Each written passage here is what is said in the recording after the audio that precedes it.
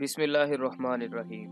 دوستو، صحیح بخاری کی حدیث نمبر 3057 میں آیا ہے کہ رسول اللہ صلی اللہ علیہ وآلہ وسلم نے صحابہ کو خطاب فرمایا۔ آپ نے اللہ تعالیٰ کی ثنا بیان کی جو اس کی شان کے لائق تھی، پھر دجال کا ذکر فرمایا اور فرمایا کہ میں بھی تمہیں اس کے فتنوں سے ڈراتا ہوں۔ کوئی نبی ایسا نہیں گزرا جس نے اپنی قوم کو اس کے فتنوں سے نہ ڈرایا ہو۔ نوح علیہ السلام نے بھی اپنی قوم کو اس سے ڈرایا تھا، لیکن میں اس کے بارے میں تم سے ایک ایسی بات کہوں گا جو کسی نبی نے اپنی قوم سے نہیں کہی، اور وہ بات یہ ہے کہ دجال کانا ہوگا اور اللہ تعالیٰ اس سے پاک ہے۔ لیکن دوستو، کیا دجال نبی صلی اللہ علیہ وآلہ وسلم کے دور میں بھی موجود تھا؟ اور وہ کون سے صحابی تھے جن کی ملاقات دجال سے ہوئی؟ کیا وہ جزیرے میں قید ہے؟ اور دوستو، یہ بھی جانیں گے کہ وہ کون لوگ ہوں گے جو دجال کے سب سے زیادہ مخالف ہوں گے۔ السلام علیکم دوستو، میں ہوں محمد کامران اور آپ سب کو نالج زپ کی ایک اور قسط میں خوش آمدید۔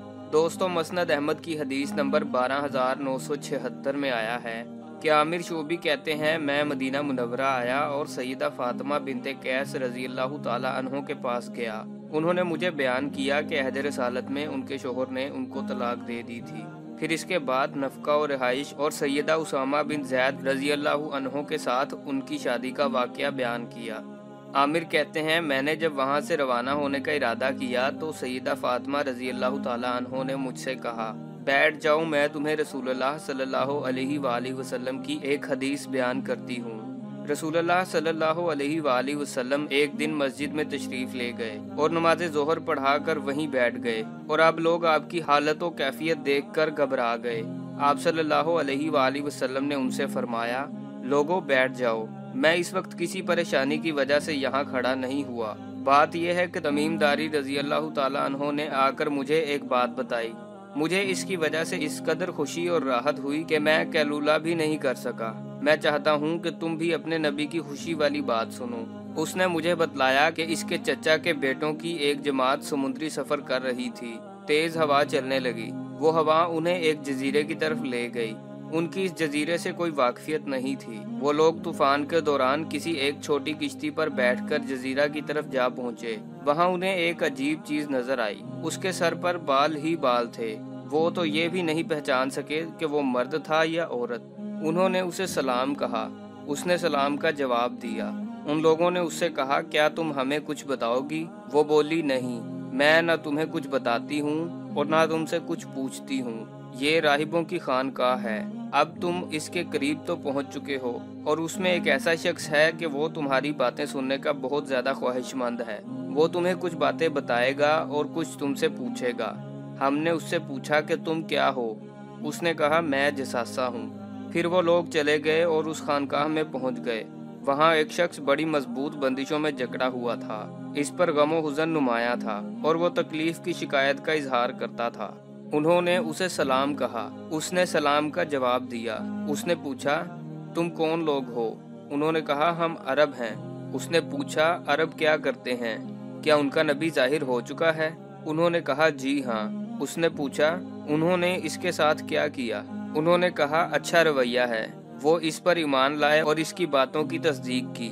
اس نے کہا، ان کے لیے یہی بات بہتر ہے۔ اس کا ایک دشمن تھا، لیکن اللہ تعالیٰ نے اس نبی کو اس پر غالب کر دیا۔ پھر اس نے پوچھا، کیا ان سب عربوں کا معبود ایک ہے؟ نیز کیا ان کا دین اور کلمہ بھی ایک ہے؟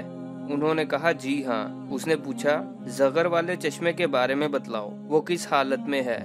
انہوں نے کہا، وہ ٹھیک ہے، لوگ اس سے پانی پیتے ہیں اور اپنے کھیتوں کو سیراب کرتے ہیں۔ اس نے پوچھا، عمان اور بیسان کے درمیان والی کھجوروں کی کیا حالت ہے؟ انہوں نے کہا، وہ ٹھیک ہیں، ہر سال ان کے پھل کھائے جاتے ہیں۔ اس نے پوچھا، بحیرہ تبریہ کی صورتحال کیسی ہے؟ انہوں نے کہا، وہ بھی بھرا ہوا ہے۔ یہ باتیں سن کر وہ خوب اچھلا۔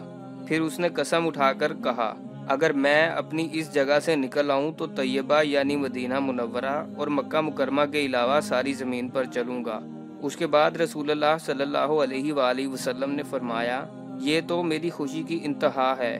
آپ صلی اللہ علیہ وآلہ وسلم نے یہ 3 دفعہ فرمایا۔ بے شک طیبہ سے مراد مدینہ منورہ ہے۔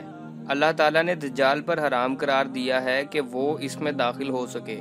پھر آپ صلی اللہ علیہ وآلہ وسلم نے حلف اٹھا کر فرمایا، اس ذات کی قسم جس کے سوا کوئی معبود نہیں۔ مدینہ منورہ کی طرف آنے والے میدانی اور پہاڑی، کشادہ اور تنگ، ہر راستے پر اللہ کا فرشتہ قیامت تک تلوار لیے کھڑا ہے۔ دجال کسی راستے سے مدینہ منورہ میں داخل نہیں ہو سکے گا۔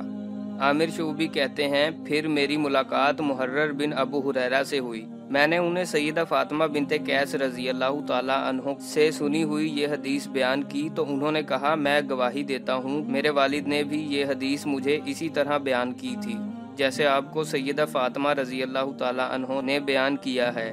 البتہ انہوں نے یہ بھی کہا تھا کہ رسول اللہ صلی اللہ علیہ وآلہ وسلم نے فرمایا، وہ مشرق کی جہت میں ہے۔ عامر کہتے ہیں، پھر میری ملاقات قاسم بن محمد سے ہوئی۔ میں نے ان کو بھی سیدہ فاطمہ بنت قیس رضی اللہ تعالی عنہا سے سنی ہوئی یہ حدیث سنائی۔ انہوں نے کہا، میں گواہی دیتا ہوں کہ مجھے ام المومنین سیدہ عائشہ صدیقہ نے یہ حدیث اسی طرح بیان کی تھی جیسے آپ کو سیدہ فاطمہ رضی اللہ تعالی عنہا نے بیان کیا ہے۔ البتہ سیدہ عائشہ صدیقہ رضی اللہ تعالی عنہا نے یہ بھی بیان کیا کہ مکہ اور مدینہ یہ دونوں حرم دجال پر حرام ہیں۔ تو آئیے دوستو، اب جانیں گے کہ وہ کون لوگ ہوں گے جو دجال کے سب سے زیادہ مخالف ہوں گے۔ تو ناظرین، صحیح بخاری کی حدیث نمبر 2543 میں آیا ہے کہ میں بنو تمیم سے ہمیشہ محبت کرتا رہا ہوں۔ دوسری سند امام بخاری رحمہ اللہ نے کہا، مجھ سے ابن سلام نے بیان کیا، ابو ہریرہ رضی اللہ تعالیٰ عنہ نے فرمایا، 3 باتوں کی وجہ سے جنہیں میں نے رسول اللہ صلی اللہ علیہ وآلہ وسلم سے سنا ہے، میں بنو تمیم سے ہمیشہ محبت کرتا ہوں۔ رسول اللہ صلی اللہ علیہ وآلہ وسلم نے ان کے بارے میں فرمایا کہ یہ لوگ دجال کے مقابلے میں میری امت میں سب سے زیادہ سخت مخالف ثابت ہوں گے۔ انہوں نے بیان کیا کہ ایک مرتبہ بنو تمیم کے یہاں سے زکوٰۃ وصول ہو کر آئی تو رسول اللہ صلی اللہ علیہ وآلہ وسلم نے فرمایا، یہ ہماری قوم کی زکوٰۃ ہے۔ بنو تمیم کی ایک عورت قید ہو کر سیدہ عائشہ رضی اللہ تعالیٰ عنہ کے پاس تھی تو آپ صلی اللہ علیہ وآلہ وسلم نے ان سے فرمایا کہ اسے آزاد کر دے، یہ اسماعیل علیہ السلام کی اولاد میں سے ہیں۔ اللہ تعالیٰ سے دعا ہے کہ ہمیں فتنہ دجال سے محفوظ فرمائے۔ تو دوستو، اب تک کے لیے اتنا ہی۔ ہماری اگلی ویڈیو تک اپنے دوستوں اور رشتہ داروں کا بہت سا خیال رکھیے گا۔ اللہ حافظ و ناصر۔